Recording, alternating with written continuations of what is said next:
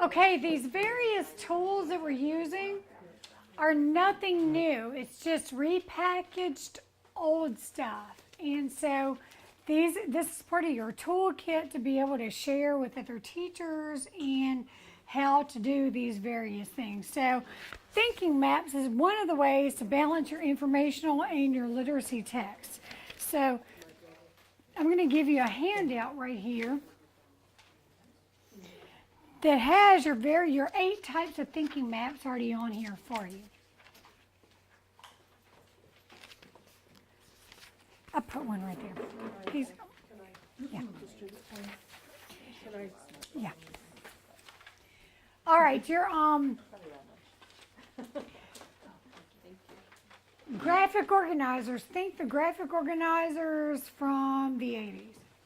And what they've done is they've backed up everything with a whole mental processing schema as we've learned more about the way the brain works. That they've actually taken these and they've linked them with various cognitive skills. And I love this sheet because it actually takes each of these and gives you the Common Core standards and questions, the thinking processes, and which of the thinking maps to use. And for a lot of kids, going from what's going in here to what goes on here is a hard process. So it's teaching them the various tools to use. So if they see a circle map or a bubble map or a double bubble or a tree map or whatever all the way through school, then by the time they get to high school and they're told they have to answer questions and solve problems and understand steps and patterns to do so, what ordered steps would you use to solve? Then they would know to use a flow map for sequencing. Or evaluate the argument and specific claims in a text. Determine the impact the author's purpose and point of view have on a text. Well, that's a little bit different than what we've done in the past. So that's a cause and effect or a multi-flow map. And the bridge map is analyzing the relationship between primary and secondary sources. Analyze patterns and relationships. So what is the relationship between blank and blank? And how would you analyze the relationship and analogies in blank? So so you would use a bridge map to do that. So it's kind of a nice tool that you could actually Xerox for all your students at the first of the year and just tell them that you're going to be using all these types of thinking maps as you're progressing through the year. The Thinking Maps website, which is right here, thethinkingmaps.com, is actually a very good resource because if you're taking this back to school and you're trying to convince others to use this type of strategy, then you might want to send to the website or during one of the like a PD or something that you have with your teammates. Then you could actually go to the website and there's a short video and there's a new to thinking maps and to ask what are they, and then each of these is clickable. So applied in all content areas, and it shows and it gives you a little bit of information. Of course, they're trying to sell something, but their website is very useful without it. And you've got the thinking maps aligning with the standards, the benefits, the results, and testimonials, which are kind of nice.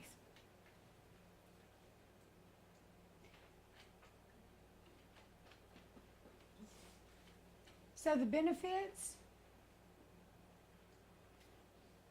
deeper comprehension, thinking mathematically and understanding problem solving, different writing types and purposes, and benefits for teachers and benefits for principals. So you've got your reasoning all laid out. So if a principal starts to question why you're doing something, there it is. Think about cause and effect here for a second. So I'm going to show you a video if it'll come up.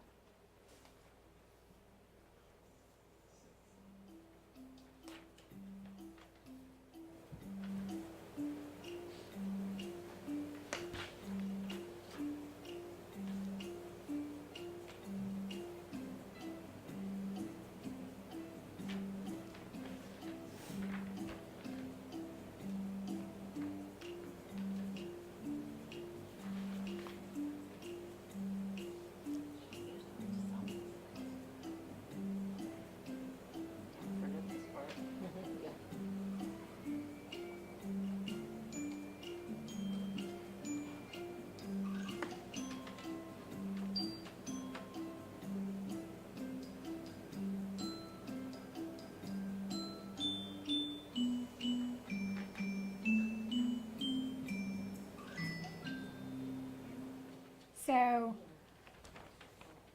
I said multi-flow, but you don't have to use that one. So figure out which of the maps. It might be a flow map. And I looked at the wrong place on here. So sequencing, what happened? So having kids actually look at a video, read a piece of an article, and figure out which of the maps could actually be used if the kids were going to work on how do you solve this problem? What caused that to happen? What caused that phenomenon? You could do sequencing. The flow map works really well. You could always do describing. Yeah, you could always do describing with the bubble map. So the center bubble for the bubble map would be can crushed. Or a double bubble You with could- multiple volumes of water. Okay, you could do double bubble Water with for various example. volumes. Multiple volumes. Okay. So you see how you could use different types of maps and have the kids describe different things, because the sequencing is very different thought process about what happened in sequence than, say, a description type of a map. So when they're describing, of course, it's going to, you can use more sentence fragments, and then the students should actually be able to use the map and write what you're looking for as far as full sentences and everything. On your multi-flow, the cause and effect, it might just be simple words. It might be vocab that they can go back to and just pop in certain words, and then they could write from that. So that's, once again, a very different type of way to think about what just happened in a 1-minute video clip. Reading the text. That's another thing that is kind of difficult for kids in high school. So always starting off with sort of a, I like to do sort of a textbook search and have them figure out where to find the main points, all the different text features, because a lot of your textbooks are laid out in such different ways from one subject to the other. Some textbooks have gotten to the point where they're almost distracting because they've got too much stuff on one page with the wraparound text. So teaching the kids a different way to actually find what they're looking for in the text can be a really good type of thing to do, especially at the first of the year, to orient them.